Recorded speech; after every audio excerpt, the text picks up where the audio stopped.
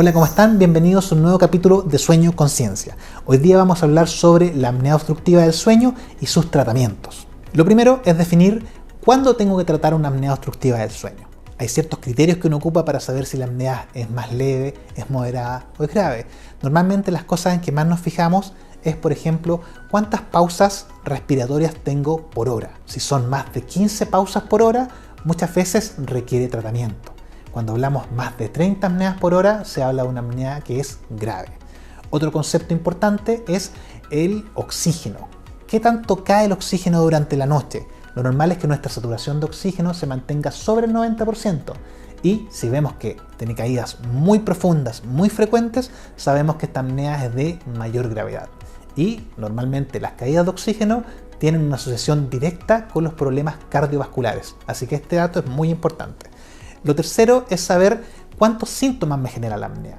Por ejemplo, si es que me quedo dormido cuando estoy viendo televisión, me quedo dormido en las conversaciones, ¿ya? Podemos hablar de una somnolencia que puede ser leve, moderada, pero si me estoy quedando dormido al conducir, en los semáforos, cuando estoy en un taco, entonces vemos que hay una somnolencia mucho mayor y claramente es más peligrosa porque me expone a accidentes de tránsito. Cuando entonces vemos una somnolencia en actividades activas en las que no debería quedarme dormido, claramente hablamos de una apnea más grave.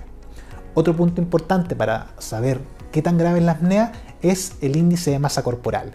Cuando a mayor obesidad, normalmente observamos mayor gravedad de la apnea. Así que ese es otro dato importante. Y por último es el riesgo cardiovascular.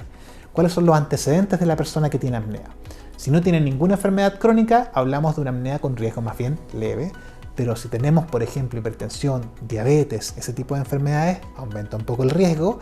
Y si tenemos antecedentes de infartos al corazón, infartos al cerebro, arritmias cardíacas, ya es un paciente, una persona, ¿cierto?, de mayor riesgo que requiere tratamiento. Entonces tenemos varios criterios que nos ayudan a saber cuándo tratar. ¿Cuáles son los tratamientos para la apnea obstructiva del sueño? El primer tratamiento, ¿cierto?, la primera línea en todo el mundo es la terapia respiratoria, que es un dispositivo que es del porte aproximadamente de un reloj despertador, hay de distintos tamaños, que es un compresor de aire, que tiene un tubo corrugado que va hacia una mascarilla nasal o en la nariz y la boca, que da flujo de aire continuo durante la noche, no oxígeno, flujo de aire. Y lo que intenta hacer este flujo de aire continuo es que nuestra musculatura no colapse, que se mantenga permeable el paso del aire por mi nariz y mi boca hacia mi vía respiratoria, ¿cierto? Entonces lo que observamos es que al no producirse el colapso, no disminuye el oxígeno, el cerebro no se despierta y no se produce ronquido. Entonces claramente solucionamos el problema. El detalle importante es que el tratamiento con terapia respiratoria o presión positiva o CPAP es un tratamiento crónico, o sea, se ocupa de por vida, ¿ya? Hay muchos pacientes que si tienen, por ejemplo, una obesidad muy importante y bajan de peso, podrían dejar de ocupar el CPAP. La segunda terapia, que normalmente se indica cuando los pacientes no toleran estas máquinas que dan flujo de aire, son las cirugías, ya sea cirugías de los tejidos blandos, de la nariz, de la faringe, de la base de la lengua, las amígdalas, la laringe. El otorrinolaringólogo observa cuáles son los lugares que colapsan durante la respiración en la noche y elegimos cuáles son los pacientes que se podrían beneficiar de alguna cirugía. En algunos casos podríamos evitar por completo tener que ocupar CPAP o terapia respiratoria y en otros los pacientes no son tan buenos candidatos y se prefiere evitar las cirugías. Otro tipo de cirugías también que se ocupan para el tratamiento de la apnea son las cirugías de maxilofacial, en que sabemos que la estructura de los huesos de la cara podría estar generando un espacio muy pequeño para que podamos respirar durante la noche. Muchas veces vemos que el mentón está muy retraído, que nuestro maxilar superior es muy pequeño. Todas estas alteraciones generan que mi vía aérea, ¿cierto?, nuestro canal respiratorio sea muy estrecho. Entonces, con una cirugía, seleccionando bien al paciente, podemos generar un espacio mayor que le permita respirar con normalidad. Pero siempre fijándonos que exista un buen resultado en disminución de las apneas y los eventos respiratorios, que exista un buen resultado estético con una mordida y una oclusión que sea armónica, un perfil armónico, y también que los síntomas vayan disminuyendo, ¿cierto? Por último, también existen otros tipos de tratamiento que se ocupan en las apneas que son más moderadas y leves, ya no tanto en las muy graves.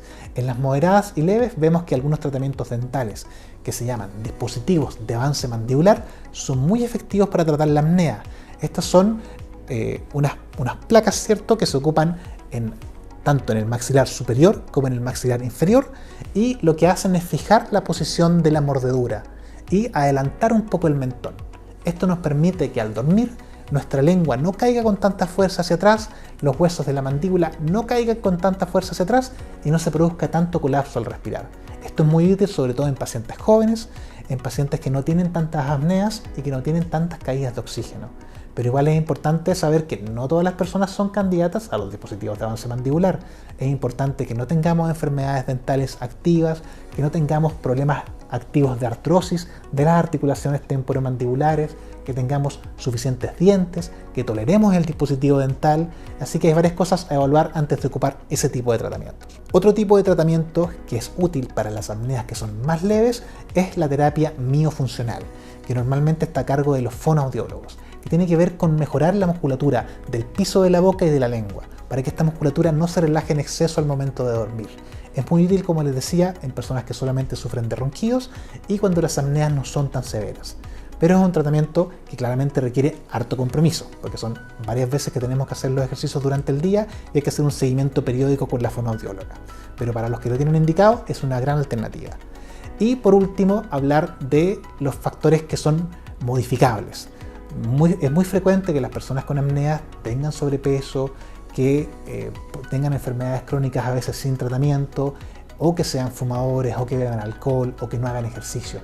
¿Ya? Muchas veces estas medidas que son generales nos ayudan muchísimo.